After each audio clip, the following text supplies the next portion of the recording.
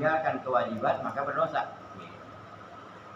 Siapa itu mukallaf min dzakarin wa unsa, baik laki-laki maupun perempuan. Walau minal awami, meskipun orang awam, bukan kiai, orang biasa, bukan ustaz, itu wajib. Wal abidi, nah, budak juga termasuk. Kalau dia mukallaf wajib menjalankan. Wal khodami, dan hadam, membantu. Yaitu wajib apa ya? Wujuban ainiyah, wajibnya wajib aini. Apa yang dimaksud wajib aini? Wajib setiap orang. Gitu. Setiap orang lah melakukan kewajiban itu. Enggak boleh diwakilin. Wajib, namanya wajib aini. Setiap orang wajib melakukan. Gitu. Kalau wajib aini, ada lagi wajib kifayah, cukup satu orang dalam satu kampung. Atau cukup satu yang melakukan, maka yang lain gugur. Seperti apa? Mandiin jenazah. Kalau jenazah itu udah dimandiin, ya semuanya. Masa mandiin jenazah beramai-ramai? Nah, malu gantian. Malu tuh bayar. Malu. Kayaknya itu tidak fardu kifayah. Termasuk sholatnya. Fardu kifayah termasuk sholat jenazah. Cukup satu orang.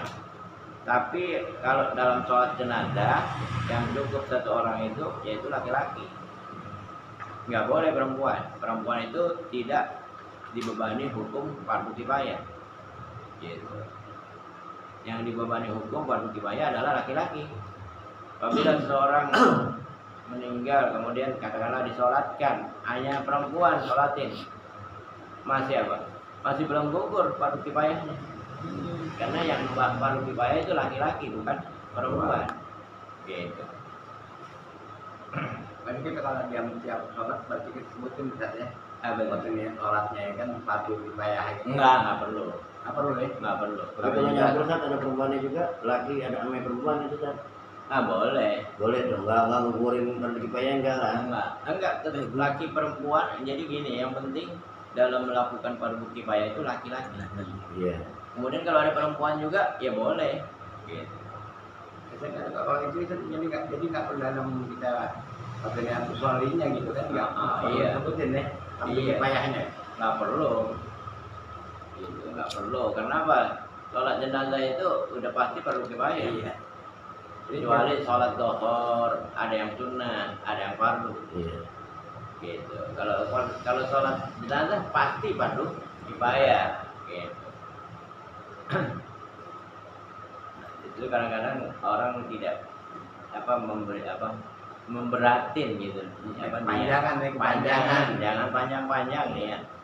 Karena itu perbuatan hati. Perbuatan itu sangat sulit untuk sinkron dengan perbuatan. Susah kecuali orang yang sudah terbiasa. Nah, itu fardu ain namanya. Wajib atas setiap orang mukallaf, baik laki-laki, perempuan, orang awam, orang umum, budak, pembantu. Wajibnya itu wajib aini. Apa yang diwajibkan? Ayyak arifah, wajib mengenal. Mayajibu, apa yang wajib fi haqqihi ta'ala, pada hak Allah. Wa ma yastahilu, dan apa yang mustahil fi haqqihi ta'ala, pada hak Allah. Wa ma yajuzu, dan apa yang jaiz. Jaiz. Dan itu boleh ya. Nah, ini namanya kalau tidak dikatakan ya wajib pada hak Allah. Nah, itu namanya bukan wajib syar'i itu. Wajib akli.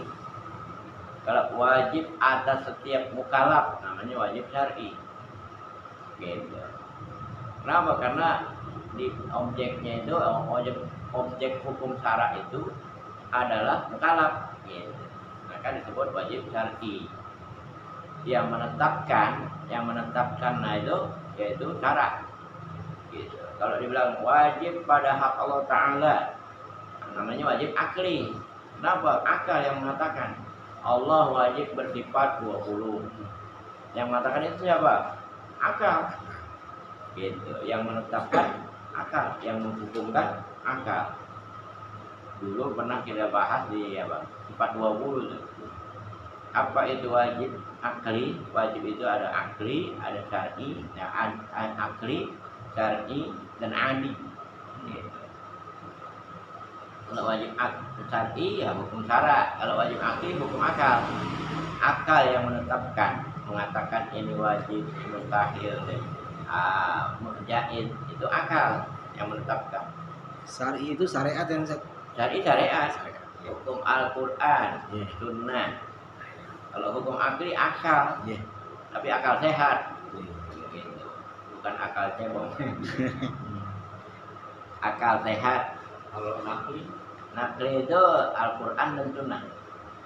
Hukum itu ada dua, hukum nakli dan hukum akli. Itu hukum nakli dan hukum akli. Itu udah istilah. Namanya nakli itu kutipan, hukum kutipan. Kutipannya dari mana? Al-Quran dan hadis. Gitu. Karena persoalannya hukum. Gimana mengutip pendapat ulama? Itu bukan hukum dari ulama. Gitu. Ulama tidak menghukumkan, tapi pun memberikan nilai martah. Gitu. Ini wajib, mustahil, wajib, sunnah, haram, makruh, mengidentifikasi. Gitu. Karena Nabi tidak mengatakan ini wajib, ini sunnah, ini haram, nggak ada. Gitu. Tidak ada menjelaskan tentang wajib, sunnah, haram, makruh. Gitu. Tapi dikasih clue-nya. Gitu. Dikasih clue-nya dengan cara ya dari latar belakang, dari perbuatan Nabi, sehingga ulama itu menafsirkan, mengistimbatkan. Gitu. Makanya ada kata-kata fardu, ada kata-kata wajib. Fardu sama wajib apa bedanya? Fardu ya sama dengan wajib, wajib sama dengan fardu. Tapi ada yang membedakan. Dalam mazhab Hanafi yang namanya fardu itu sholat 5 waktu. Kalau yang wajib sholat witir. Kalau mereka mengatakan wajib, artinya sunnah kalau tatib lagi kita sunnah muakkadah. Gitu. Idul Fitri, Idul Adha, mereka mengatakan wajib. Gitu. Itu dalam mazhab Hanafi. Ya itu tadi. Nah, jadi kalau katakan mengenal wajib atas orang mukallaf mengenal, nah berarti wajib syar'i. Gitu. Nah, makanya perbuatan itu ada yang perbuatan nyata, zahir, ada yang perbuatan batin. Perbuatan zahir ya anggota tubuh, maka dia terkena hukum. Anggota perbuatan batin hati, ya ada yang tahu hati, yang tahu hanya Allah. Gitu. Maka hati pun terkena hukum juga. Iya, enggaknya ujub, riya, itu kan perbuatan hati. Gitu. Makanya perbuatan hati itu lebih berat daripada perbuatan zahir. Kenapa lebih berat? Karena perbuatan zahir ada yang apa? Ada yang larang. Wah ini salah. Tapi kalau hati nggak ada yang tahu. Gitu. Makanya hati itu lebih berat. Akidah itu lebih berat hukumnya. Hukum agamanya. Jadi mengenal apa yang wajib pada hak Allah, seperti adanya Allah wajib, gitu. Karena setiap sesuatu pasti ada yang mengadakan. Wa ma yastahilu mustahil, wa ma yajuzu dan yang jaiz. Itu semuanya 50 akidah. Nanti ada cabang-cabangnya bisa 63 akidah. Nah, itu cabang-cabangnya. Yang usulnya itu 50. Ilahiyah, nabawiyah. Ilahiyah itu hak Allah, la ilaha illallah. Muhammad Rasulullah, namanya nabawiyah. Sehingga semuanya itu 50 akidah. Nanti dicabang-cabangin gitu. Sampai 63 akidah. sifat 20. Itu baru sifat Allah yang wajib dan yang mustahil. Mestinya bukan 20 dong. Lebih. Gitu, 20 lebih. Tapi mungkinnya disebut sifat 20 yang dibahas lebih banyak yang 20. Gitu. Mestinya 20 satu. Nah, satu nih. Iya. Kan 21. Jaiznya satu. Iya. Gitu. Kemudian kalau Allah Ta'ala, firman Allah Ta'ala, ini yang kata mesti kita mengenal Allah, yaitu apa? Firman Allah Ta'ala dasarnya yaitu fa'lam annahu la ilaha illallah. Kata-kata la ilaha illallah itu bahwasanya tidak ada Tuhan yang disembah dengan sebenar-benarnya pada yang ada melainkan Allah. Artinya mesti begitu, la ma'budu bihaqqin bil wujudi illallah. Jangan, tidak ada Tuhan selain Allah. Nah, artinya menafikan Allah dulu dong. Enggak menafikan Tuhan, berarti nggak ada Tuhan sama sekali. Kecuali Allah, baru timbul Allah. Tapi kalau dibilang tidak ada Tuhan yang disembah dengan sebenar-benarnya, berarti ada Tuhan. Cuman yang mana yang sebenar-benarnya? Hanya Allah. Kayaknya memang apa kayak Utsman menjelaskan itu la ilaha illallah ini la ma'budu bihaqqin bil wujudi illallah. Tidak ada yang disembah dengan sebenar-benarnya pada yang ada kecuali Allah. Sekarang disingkat aja, tidak ada Tuhan selain Allah. Ya, boleh aja, tapi akidah tidak boleh. Tetap kita mengatakan dalam akidah kita bahwa Tuhan yang disembah dengan sebenar-benarnya hanya Allah. Berarti ada Tuhan selain Allah. Tapi apa? Tuhan yang tidak boleh disembah.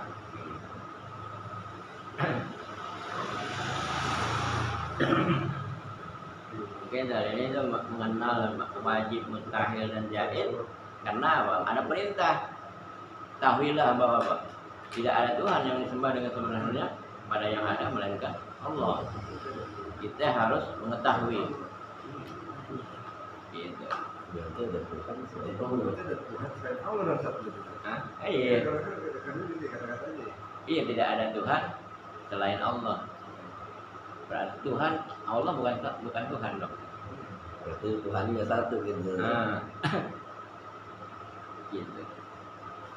Tuhan ada, tapi yang sebenar-benarnya hanya Allah. Gitu. Nah, bingung lagi nih. Tuhan ada, banyak Tuhan. Patung. Patung Tuhan itu, tapi tidak boleh disembah. Gitu. Nggak boleh dipotong. Sapi, Tuhan sapi. Duit nih, duit. Duit. Duit Tuhan juga Jadi nih. nanti ada syirik itu, ada syirik kubro, ada syirik sugro. Gitu. Ria itu sama dengan menyebutkan Tuhan. Gitu. Nah, sekarang wal ma'rifah itu apa sih ma'rifah? Kita kan sering ngomong ma'rifah, udah ma'rifah. Apa itu ma'rifah? Wal ma'rifah itu, nah ini bukan dua nih. Kalau aneh bacanya iya. Kalau gua nggak connect dalam hukum nahwu ya, sorof. Karena al ma'rifah itu ada tak marbuto, ada mu'annas, perempuan. Ada tak marbuto. Kalau huwa itu laki-laki. Maksudnya hiya. Iya, perempuan yang salah. Iya, makanya wal ma'rifah itu hiya. Idrakun jazimun. Idrakun jazimun. Mendapatkan pengetahuan secara paten. Jazim itu paten. Mengenalnya dengan paten. Idrak sama ma'rifah itu sama artinya. Mengenal Allah, mengenalnya dengan paten. Gitu.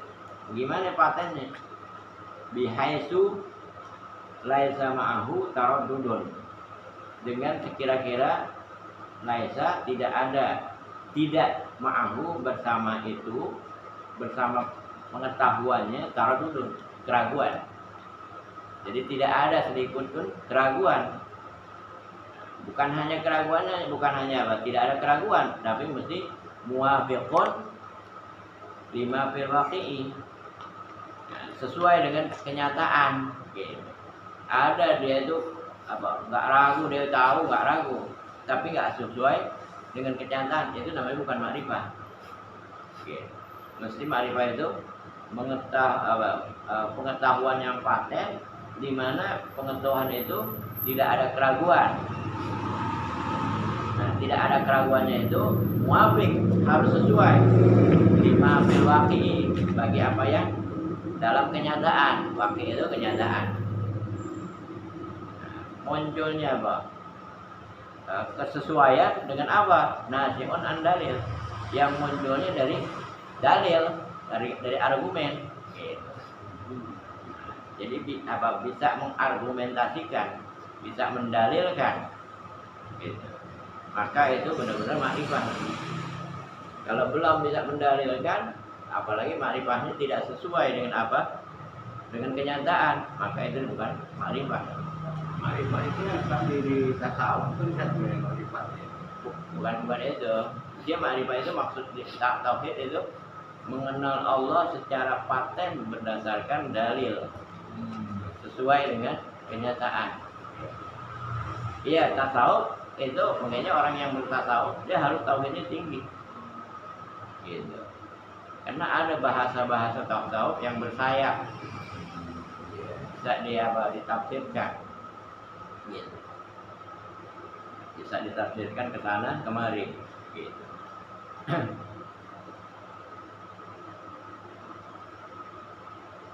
Jadi itu yang namanya makrifah begitu. Dia benar-benar mengetahui dengan paten dan tidak ada keraguan, di mana kepatenan ilmunya itu sesuai dengan kenyataan, dan munculnya keyakinan itu dari dalil, dari fakta. Gitu.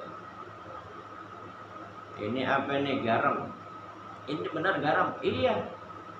Warnanya putih, rasanya asing. Gitu.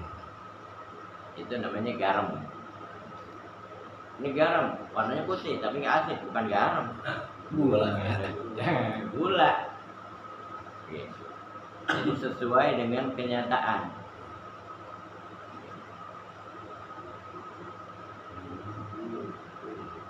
Ya, gitu. Kemudian wa yajibu syar'an, dijelasin di atas tuh. Wa yajibu syar'an, wajib menurut syarak. Gitu. Menurut syarak. Syarak itu artinya Al-Quran, Allah, hukum syarak. Ala man dzukira, atas orang yang disebut tadi, baik laki, perempuan, awam, budak dan sebagainya, dia mukallaf, itu apa? Wajibnya yaitu ujuban ainian, wajib aini. Wajib aini. Kemudian ma'rifatu. Nah, wajibnya itu mengenal. Ma'rifatu kulli akidatin, mengenal setiap akidah. Bidalilihal ijmali, dengan dalilnya secara global, minimal global, gitu. Minimal secara global, nggak terinci. Wajibnya, wajib aininya, gitu. Makanya akidah itu banyak, akidahnya itu banyak, makanya setiap akidah. Gitu. Makanya ada punya tulisan tuh, mengenal 63 akidah. Gitu. Tadi wajib, Allah itu bersifat wajib 20, mustahil 20, jaiz 1. Kemudian apa? Allah, Nabi, Rasul-Rasul mempunyai sifat wajib 4, mustahil 4, jaiz 1, sehingga jumlah seluruhnya 50. Nah, kemudian ada cabang-cabangnya, seperti apa? La ta'siro li sayyin minal kainat. Itu terlalu panjang kita bahas. Yang jelas bahwa akidah itu bukan hanya satu, banyak. Jadi setiap kudrat kita mengetahui kudrat, nah itu baru satu akidah. Irodat satu akidah, dan seterusnya.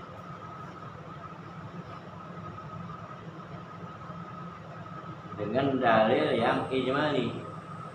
Nah, sekarang im wa amma ma'rifatuha bidaliliha tafsiliyu bidaliliha tafsili fa fardu kifayatin.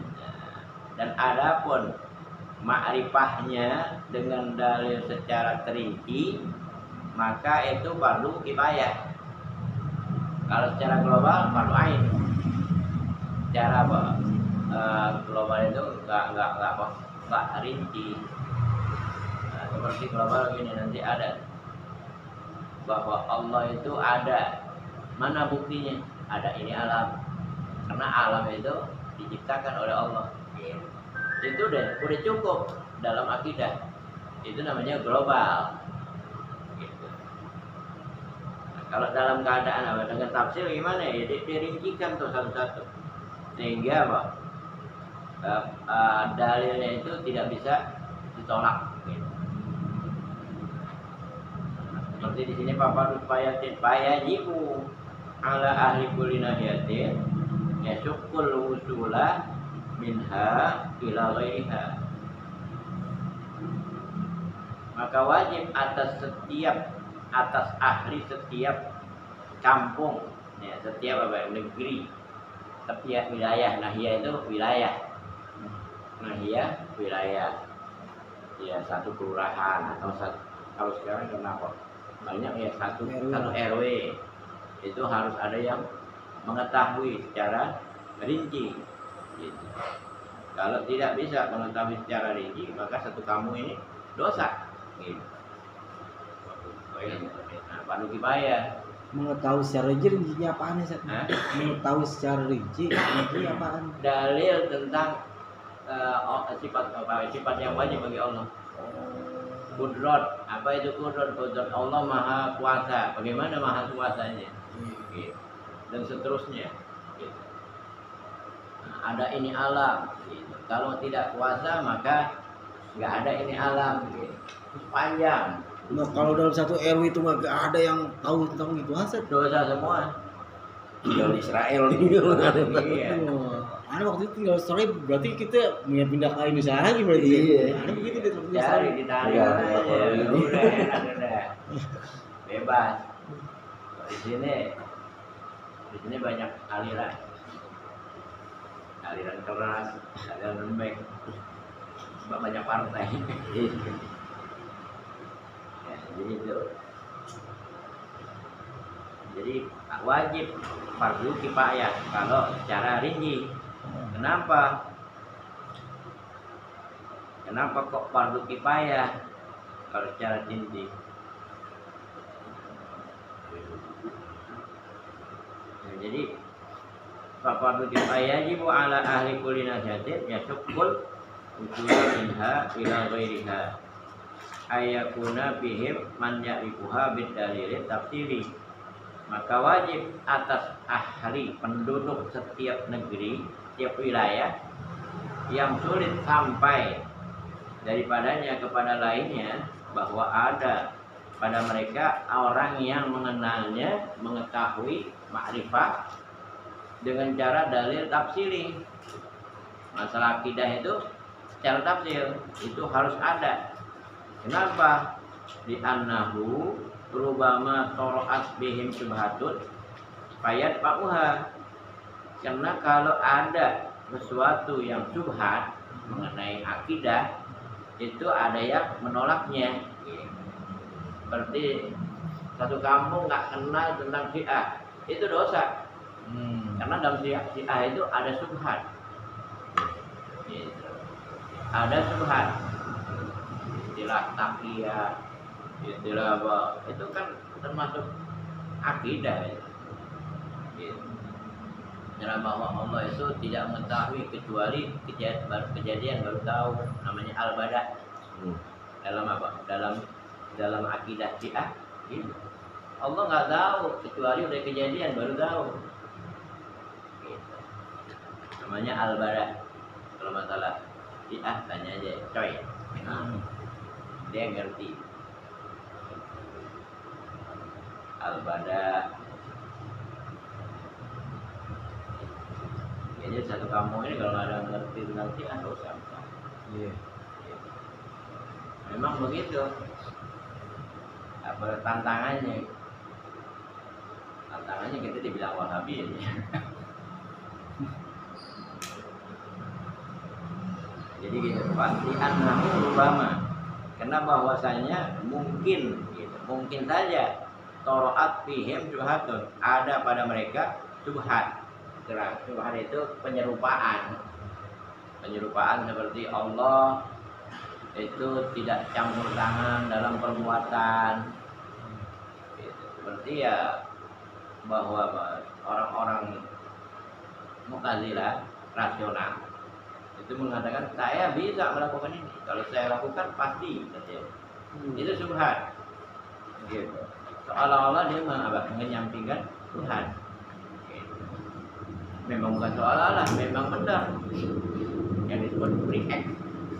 Tidak ada turut campur Allah dalam perbuatannya. Sehingga mungkin itu ini bahasa Mu'tazilah, bukan akidahnya, bahwa orang ketika dia melakukan perbuatan baik, oleh karena itu dapat pahala karena perbuatannya. Kalau perbuatan buruk kena dosa, oleh karena itu karena perbuatannya. Gitu. Itu secara akal benar, secara akal, tapi secara keimanan salah. Salah secara keimanan. Kenapa? Wallahu khalaqakum wa ma ta'malun. Allah menciptakanmu dan apa yang kamu lakukan. Itu ciptaan Allah juga. Enggaknya wabil qadari khairihi wa syarrihi minallah. Itu salah satu keimanan. Takdir baik dan buruknya semuanya dari Allah. Oke. Enggak ada yang keluar perbuatan manusia itu bukan perbuatan Allah. Ini secara akidah. Berarti secara bahasa sih ada yang bilang begini, yang baik datangnya dari Allah Ta'ala, yang jelek adalah perbuatan kami gitu Ustaz. Nah, itu dia syubhat itu. Coba Ustaz ya. Iya, seolah-olah benar, bahasanya benar. Padahal salah itu. Salah. Berarti ada sesuatu yang bukan perbuatan Allah. Padahal jelas-jelas rukun iman salah satunya yang terakhir percaya pada takdir baik dan buruk dari Allah. Kemudian itu nggak bertentangan dengan Al-Quran. Innallaha khalaqakum wa ma ta'malun. Sesungguhnya Allah menciptakanmu dan juga apa yang kamu lakukan. Baik maupun buruk yang dilakukan oleh manusia, hakikatnya perbuatan Allah. Nah, ketika seseorang berbuat zina kan? Nah itu dia nanti dibahas di sini. Oh iya. Itu yang namanya kalau dalam hal itu kita harus ada ta'adduban. Nggak boleh mempunyai gini-gini perbuatan Allah, nggak boleh itu. Galil adab. Beda lagi. Yang pusing ya. Kalau ini kan itu kan muslim, muslim, yang beriman dan yang beriman. Iya. Itu takdir. Ya takdir, pada hakikatnya takdir. Takdir Allah. Takdir Allah karena dia nggak beriman, jadi Allah ciptakan kan. Iya Allah ciptakan, benar. Nanti ada seperti imannya Abu Bakar. Semua ditakdirkan. Ada yang ditakdirkan, diredoi. Bahkan paman Nabi sendiri pun. Nah, ya ditakdirkan juga, tapi tidak diredoi.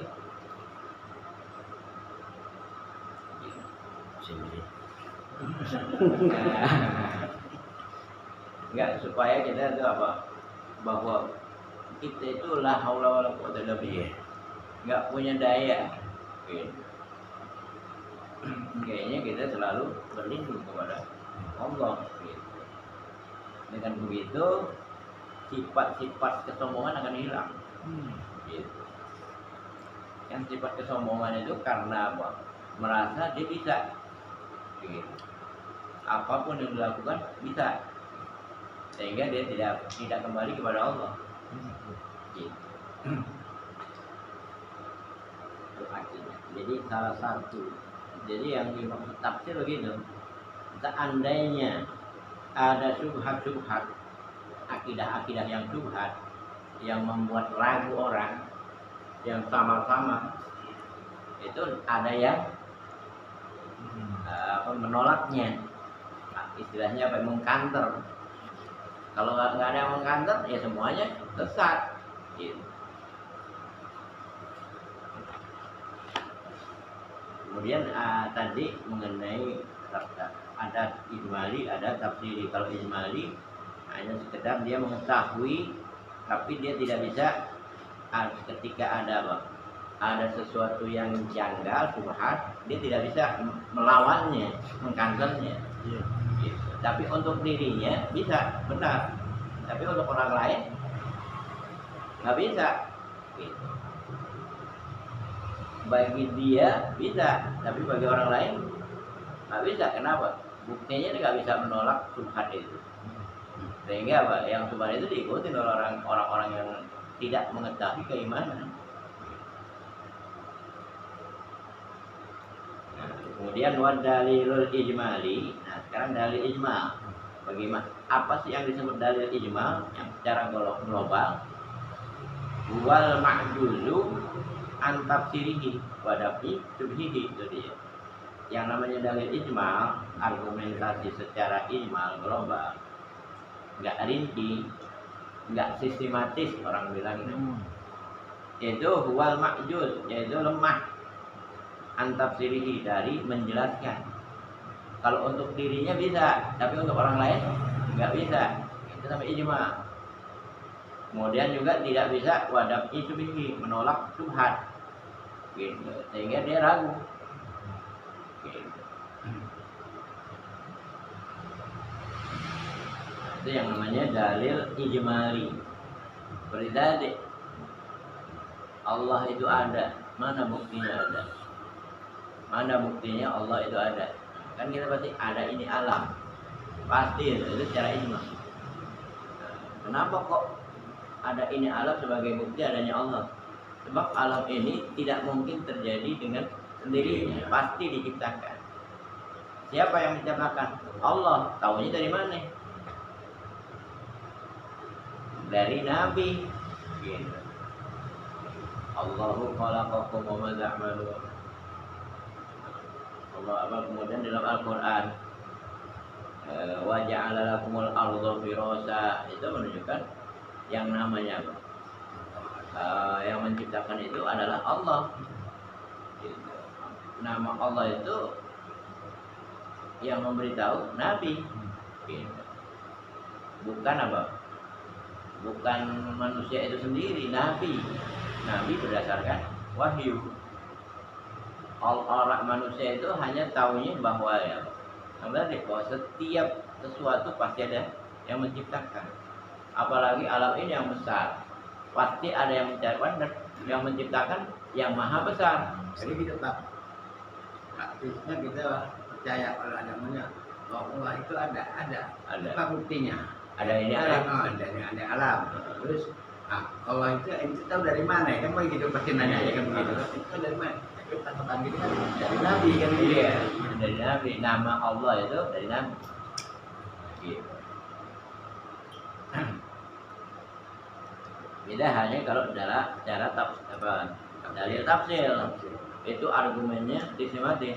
Gitu. Nah, sekarang begini nih, ini gambaran ilustrasinya. Wa idza qila laka mad dalilu ala wujudihi ta'ala, maka apabila dikatakan kepadamu, ada yang bilang padamu, apa dalil atas adanya Allah Ta'ala? Mana dalilnya adanya Allah?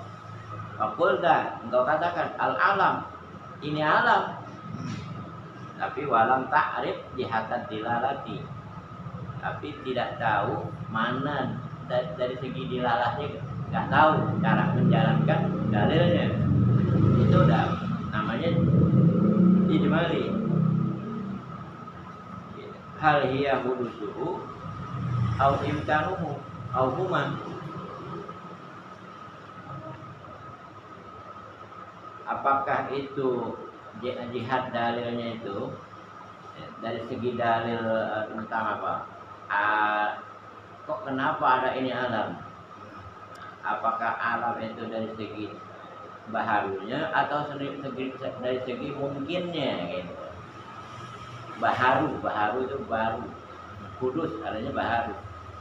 Ya, definisi baharu itu taghayyur, berubah. Sesuatu yang berubah maka akan menjadi pembaharuan. Dari tidak kepada ada, dari ada berubah kepada anjur, dari anjur berantakan. Itu perubahan. Setiap perubahan itu disebut alam. Oke. Makanya ada kata-kata al-alamu mutaghayyirun. Wa kullu mutaghayyirin hudus. Hadis. Alam itu berubah. Setiap ada perubahan itu disebut baharu. Adanya baru. Gitu. Pasti ada yang menciptakan. Maka itu alam itu ada yang menciptakan. Jadi kalau al-alamu taghayyirun itu namanya premis minor. Premis minor. Oh, premis minor. Ini logika. Pernyataan kalimat kecil. Artinya secara kecil. Seperti alam itu berubah. Nah, itu namanya satu segi alam. Contohnya gini, setiap yang manusia itu bernyawa. Nah, itu kan apa? Minor. Apakah hanya manusia yang bernyawa? Ini minor. Kalau bilang apa ya? Induksi. Deduksinya setiap yang bernyawa mati. Gitu. Manusia mati. Natijah, konklus. Jadi jatuhnya ke bahasa umum, bahasa khususan. Iya. Itu minor dan mayor. Minor dan mayor. Nanti bagian minor diambil, bagian mayor diambil. Dijadiin satu. Menjadi suatu konklus. Kesimpulan. Manusia bernyawa. Setiap yang bernyawa pasti mati. Al-alamu mutaghayyirun wa kullu mutaghayyirin hadisun. Al-alamu hadisun. Alam itu baharu, berubah. Setiap yang berubah pasti baru. Maka alam itu baharu. Konklusnya. Natijah. Kalau bahasa ini jumlah kubro itu mantiknya. Kalau dalam filsafat disebut silogisme.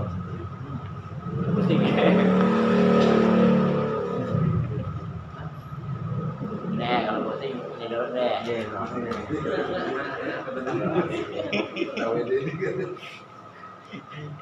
Alam wujuduhu ta'ala. Ini Jadi bisa